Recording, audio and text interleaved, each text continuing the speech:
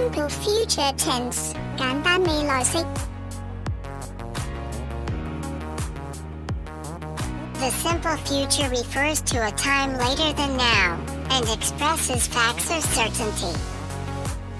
簡單未來式是指比現在遲的時間，表示事實或確定性。The simple future is used 使用簡單未來式。1. To predict a future event. 預測未來事件。Example: It will rain tomorrow.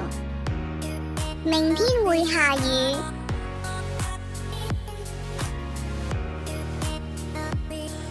2. With I or we, to express a spontaneous decision. 我或我們表達一個自發的決定。Example: I'll pay for the tickets by credit card. 我會用信用卡支付門票。3. To express willingness. 表達意願。Example: I'll do the washing up. 我會洗衣服的。He'll carry your bag for you. 他會為你拿你的包。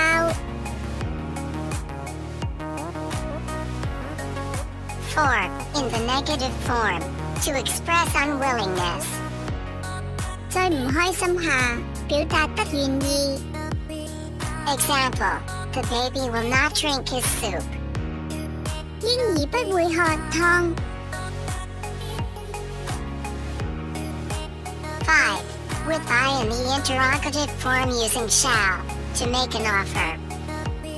我以是否應該的提問形式提出建議。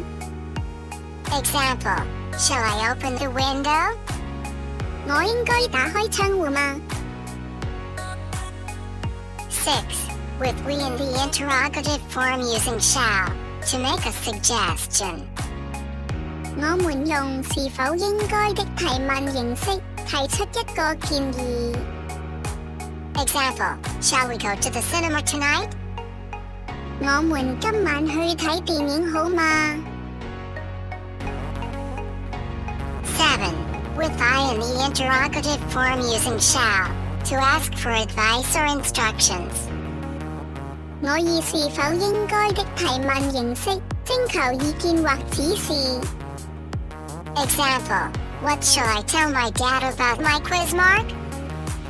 我該如何告訴我父親我的測驗分數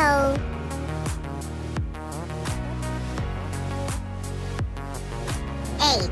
With you, to give orders. 以你發出命令。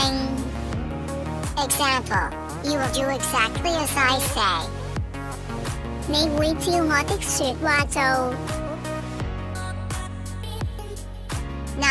With you in the interrogative form, to give an invitation. 你以提問的形式發出邀請。Example: Will you come to the dance with me? 你願意和我一起跳舞嗎？